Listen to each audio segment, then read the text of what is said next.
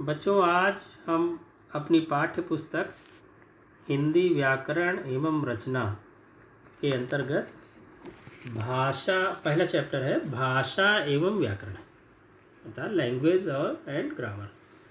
इस पाठ का अध्ययन करेंगे और ये समझेंगे कि भाषा होती क्या है, भाषा की हमें कैसे आवश्यकता होती है। इस चीज़ को यहाँ पर हम समझेंगे। देखिए, आप जब चैप्टर में देखते जाइए उसी हिसाब से आप जो आप समझते जाएंगे। देखिए, भाषा शब्द भाष से बना है। भाष का शाब्दिक अर्थ है कहना। भाषा किस शब्द से? भाष से। संस्कृत का शब्द है भाष, जिसका अर्थ होता है कहना या बोलना। तो भाषा क्या हो गई? जो कुछ कहा जाता है, जो कुछ बोला जाता है। किस लिए बोला जाता है? अपने विचारों और भावों को व्यक्त करने के लिए। अपने विचारों और भावों को व्यक्त करने के लिए, रिप्रेजेंट करने के लिए। ठीक है, वही ये यहाँ पर दिए हैं कि मनुष्य अपने भाव एवं विचार जिस माध्यम से दूसरों के सामने रखता है उसे भाषा कहते हैं। अब क्या मनुष्य जो कुछ भी बोलता है सब भाषा ही होता है? तो ऐसा नहीं है। तरह तरह की ध्वनियाँ निकालता है मनुष्य, लेकिन जो ध्वनियाँ, उच्चारित ध्वनियों का सार्थक संयोजन ही भाषा का आधार है। जो भी हम ध्वनि निकालते हैं उनका सार्थक संयोजन, जिनका अर्थपूर्ण जो उनका कॉम्बिनेशन है, वही जो है भाषा कहलाती है। इसकी परिभाषा जो है देखिए इसी में दे दिया गया है कि भाषा वह साधन है जिसके माध्यम से हम बोलकर, सुनकर, लिखकर और पढ़कर अपने विचारों एवं भावों का आदान प्रदान करते हैं। अब देखिए, तो भाषा क्या है? भाषा एक साधन है। किस चीज़ का साधन है? अपने विचारों और भावों को व्यक्त करने का, अपने विचारों को दूसरे तक पहुंचाने का और दूसरे के विचारों को जानने का एक माध्यम। अब हम किस किस तरह से जो है अपनी बात को दूसरों तक पहुंचाते हैं? या तो हम बोल कर के कोई बात कहते हैं, या दूसरे किसी ने बोला हाँ तो हमने सुना, लिख करके हमने भेजा और अगले ने उसको पढ़ा। तो इस तरह से भाषा वह साधन है जिसके माध्यम से हम बोलकर, सुनकर, लिखकर और पढ़कर अपने विचारों एवं भावों का आदान प्रदान करते हैं। तो देखिए बच्चों, ये तो हो गया भाषा के बारे में, उसकी परिभाषा होगी कैसे भाषा किसको कहते हैं। अब भाषा के रूप क्या होते हैं? तो प्रायः हम क्या देखते हैं? भाषा के दो रूप हमको देखने को मिलते हैं। दो रूप कौन होते हैं? एक मौखिक भाषा और दूसरी क्या होती है? लिखित भाषा। मौखिक भाषा क्या होती है? जो हम मुंह से बोलते हैं, मुख के द्वारा जो हम बोलते हैं, अपनी बात को कहते हैं, वो मौखिक भाषा, या इसको इंग्लिश में कहते हैं ओरल लैंग्वेज। इसी तरह दूसरी होती है लिखित भाषा, रिटन लैंग्वेज। हम अपनी किसी बात को लिख करके जब व्यक्त करते हैं तो वो जो माध्यम होता है वो लिखित भाषा का होता है।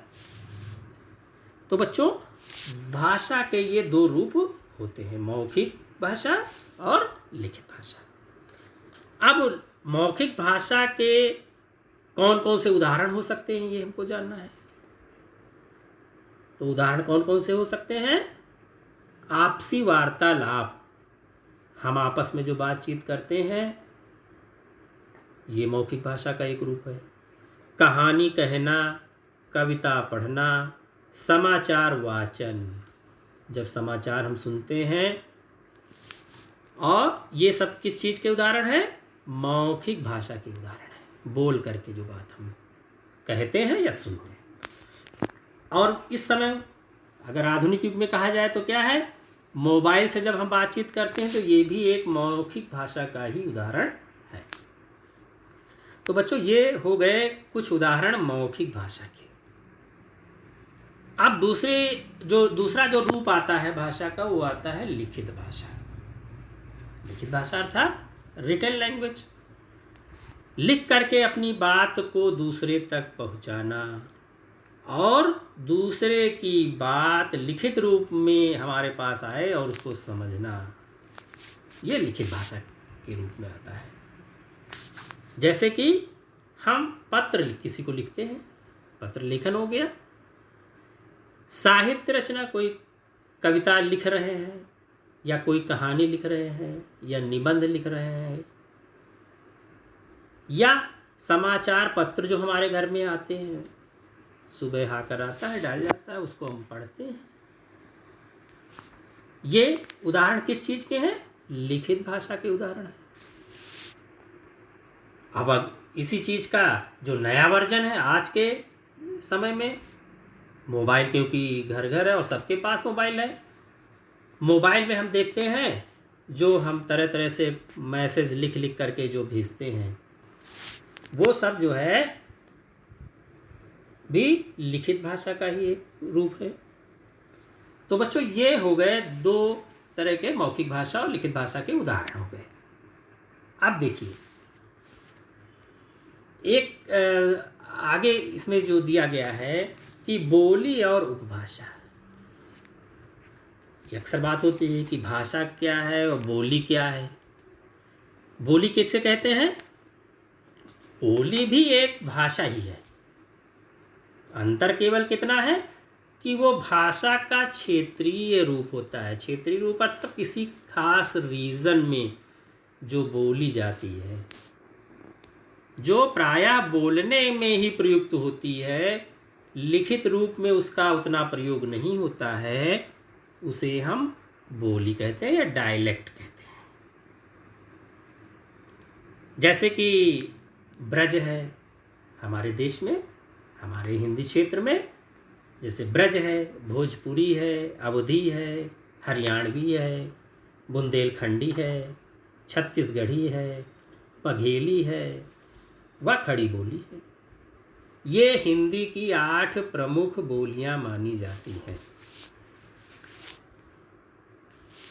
अब बोली के साथ साथ हम उपभाषा के बारे में भी कुछ चर्चा होती है। अब पूछा गया कि भाई बोली और उपभाषा में क्या अंतर है? उपभाषा जैसे हम जाते हैं, भाषा का उपभाषा अर्थात सब लैंग्वेज, ठीक।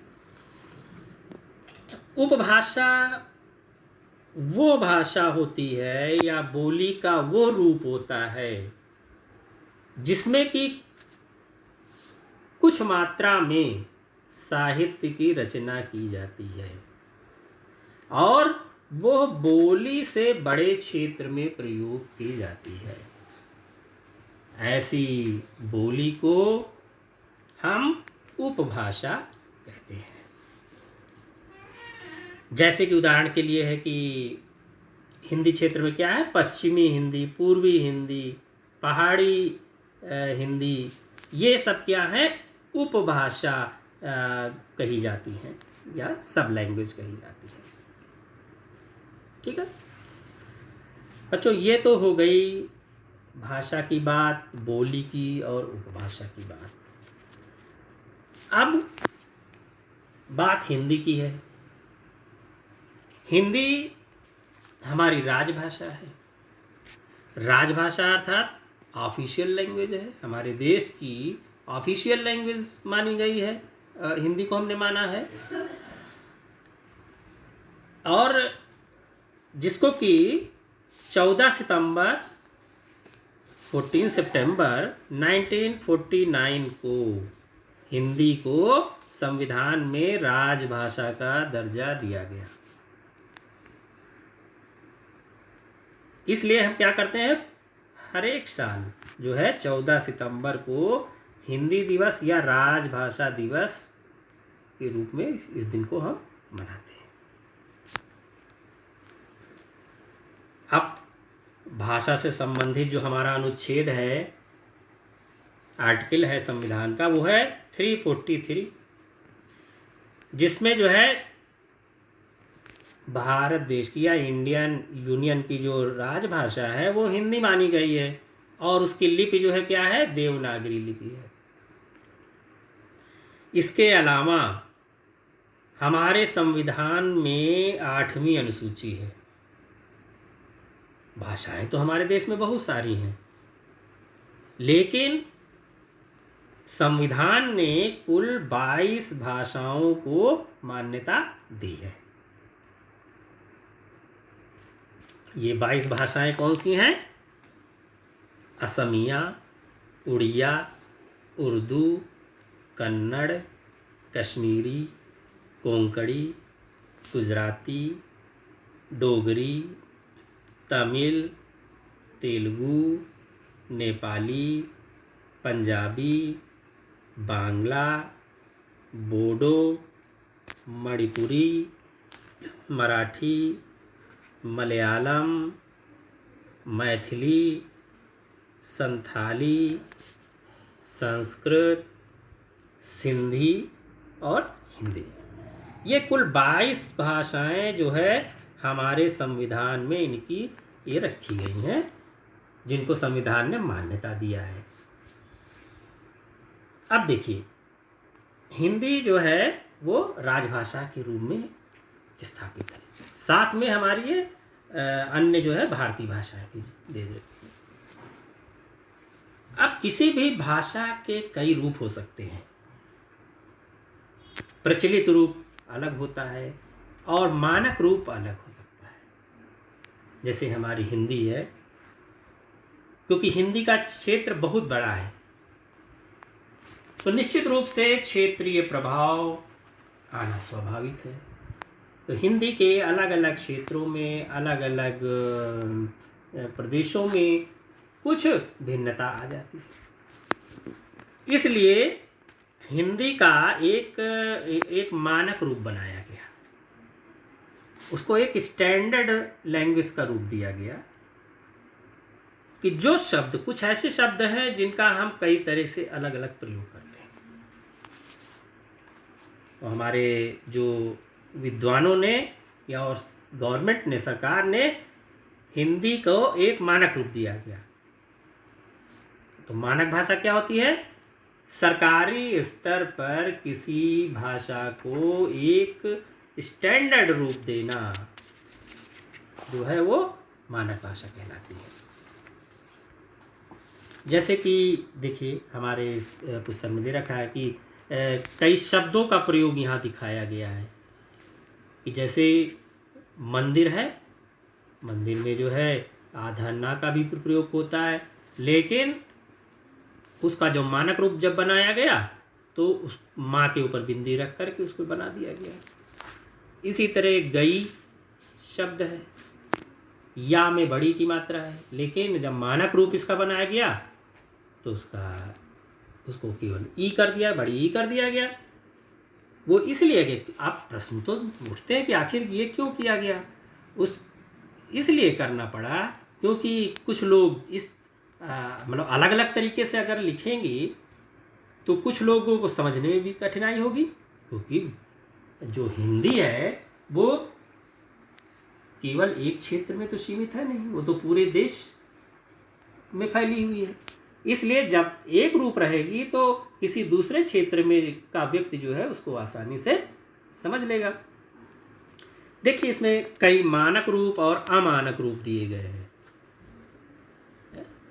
जैसे आप इसमें देखेंगे बुक में, जैसे दा के नीचे हलंत है और धा है, उसको ये तो मानक रूप हमारा हो गया। और प्रायः क्या प्रयोग होता है, जैसे दा के नीचे आधा आधा लिख देते हैं। आप इसी तरह देख लीजिए, दोनों का तुलना आप कर सकते हैं। अंत इस तरह से भी लिखा जाता है और अंत दूसरे तरीके से भी लिखा जाता है। संबंध भी दो तरीके से लिखा जाता है। इस तरह करके ये सारे जो शब्द दे रखे हैं इसमें यहाँ पे बताया गया कि मानक रूप क्या है और अमानक रूप क्या है।